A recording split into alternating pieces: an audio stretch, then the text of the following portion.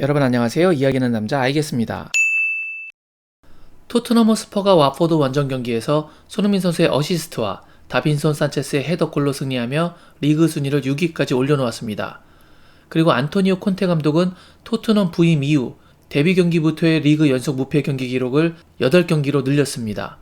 토트넘은 오늘 상대 페널티 박스 안에서 무려 53회의 터치를 가져갔는데 이것은 지난 6시즌 동안 가장 많은 터치 기록이라고 합니다. 그리고 특히 그 53회 터치 중 손흥민 선수가 상대 박스 안에서 만들었던 터치는 총 12회로 전체의 약 23%에 해당하는 터치를 가져갔습니다. 그러나 오늘의 승리는 결코 쉽지만은 않았습니다. 상대는 매우 수비적으로 경기를 가져갔고 그런 팀을 상대로 득점에 성공하는 것은 쉬운 일이 아니니까요. 하지만 콘테는 경기 막판 승부수를 던졌고 그것은 완벽하게 성공했습니다. 그리고 그 승부수의 큰 부분을 손흥민 선수가 소화했어야 하는 상황이었습니다. 오늘은 경기 전반적으로 왜 손흥민 선수가 위협적인 모습을 보여주기 힘들었는지, 그리고 콘테의 전술 변화가 어떻게 손흥민의 역할을 바꾸며 극장골을 만들어낼 수 있었는지, 그것에 관해 집중적으로 분석해 보려고 합니다. 그럼 바로 시작하겠습니다. 오늘 watford가 얼마나 수비적으로 나왔는지부터 살펴보겠습니다. 지금 보시는 것은 지난 경기 굉장히 수비적으로 나왔던 사우스햄튼의 히트맵입니다. 굉장히 수비적인 경기로 기억하실 텐데요.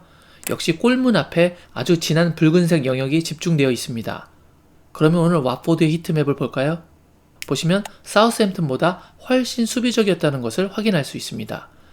이렇다 보니 공격하는 입장에서는 매우 힘든 경기였습니다. 특히 손흥민 선수에게는 더욱 힘든 상황이었죠.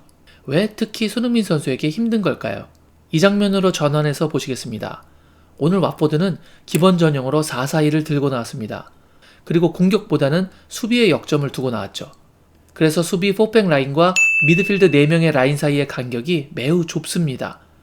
그리고 그 사이에 손흥민이 자리 잡고 있었고요. 다른 그림을 봐도 손흥민 선수가 이 두 줄 수비 사이에 자리 잡고 있습니다. 그것도 박스 좌측에서 중앙 사이, 즉 이 지역에서 가장 많이 위치하고 있습니다. 그리고 보시는 것처럼 상대 히트맵이 박스 안 골대 앞 다음으로 이곳에서 밀집 수비를 가져갔습니다. 그렇기 때문에 이 사이로 공이 들어오는 것도 쉽지 않고 혹여나 들어온다고 하더라도 바로 주위에서 압박을 가하기 때문에 돌아서서 슈팅을 가져가기는커녕 드리블을 하거나 슈팅 예비 동작을 들어갈 공간도 거의 나오지 않았습니다. 포스트 플레이가 가능한 케인이야 그나마 등지는 플레이를 할 수 있었지만 속도를 장점으로 삼는 손흥민 선수에게는 매우 공략하기 힘든 상대 전형인 것입니다. 그리고 오늘 경기를 풀어줘야 하는 양쪽 윙백들의 공격력에 문제가 많았습니다. 측면에서 양질의 크로스를 올려준 것도 아니고 골라인을 파고드는 플레이가 있었던 것도 아니기 때문에 상대 수비 밸런스를 붕괴시키거나 수비를 끌고 가 중앙에 간격을 벌이는 상황을 거의 만들어주지 못했습니다. 이렇게 가다가는 자칫하면 2경기 연속 무승부를 갈 수도 있는 상황이었죠. 그래서 콘테는 후반전 막판에 과감한 전술 변화로 승부수를 가져갑니다.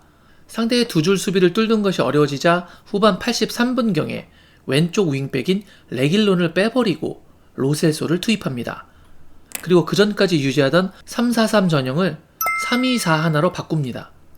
보시면 백스리 라인은 그대로 가져가되 앞선에 윙스와 호이베르로 수비형 미드를 보게 하면서 2선에 손흥민, 로셀소, 힐, 에메르송을 배치하고 케인 원톱으로 바꾸죠.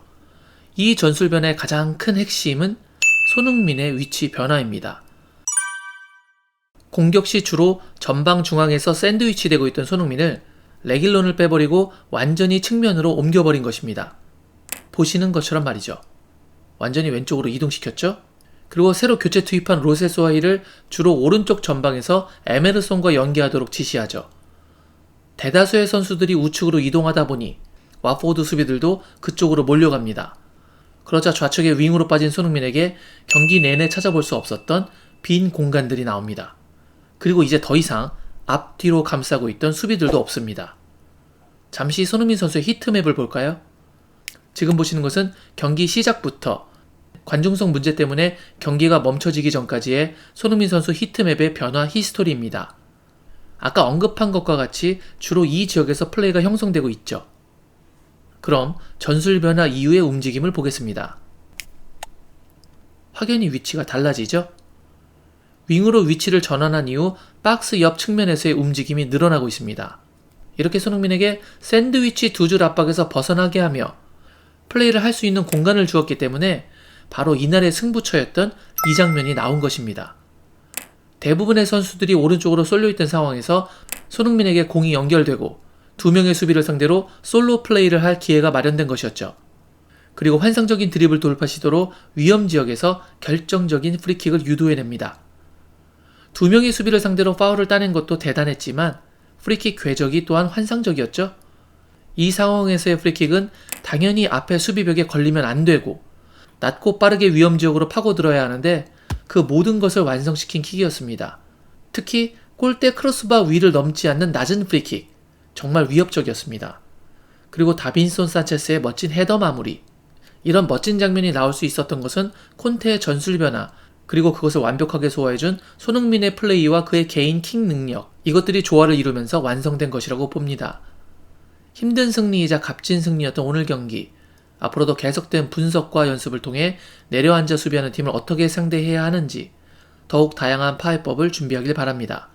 그리고 그 안에서 손흥민 선수의 멋진 골과 도움, 그리고 맹활약을 기대해 보게 되네요. 이제 다음 경기는 주중에 있을 첼시와의 카라바오컵 4강 원정 1차전입니다. 그리고 그 경기를 시작으로 주말에 모캠과의 FA컵 경기를 치르고 다시 주중에 홈에서 첼시와 2차전을 치릅니다. 그리고 나서 다시 주말에 아스날과 홈에서 프리미어리그 북런던 더비를 치르고 일주일 뒤에 다시 첼시와 프리미어리그 런던 더비 원정을 치러야 하는 매우 힘든 일정을 맞이할 준비를 해야 합니다.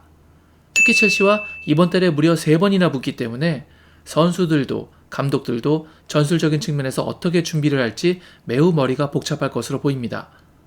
게다가 아스날과의 경기는 사실상 승점 6점짜리 경기라고 봐도 무방하죠.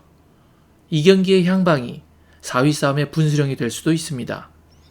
아주 작은 이점이라면 토트넘의 카라바오컵은 목요일에, 아스날의 카라바오컵 경기는 금요일에 있기 때문에 북런던 더비를 앞두고 하루 더 휴식일을 가져갈 수 있다는 부분이 되겠네요.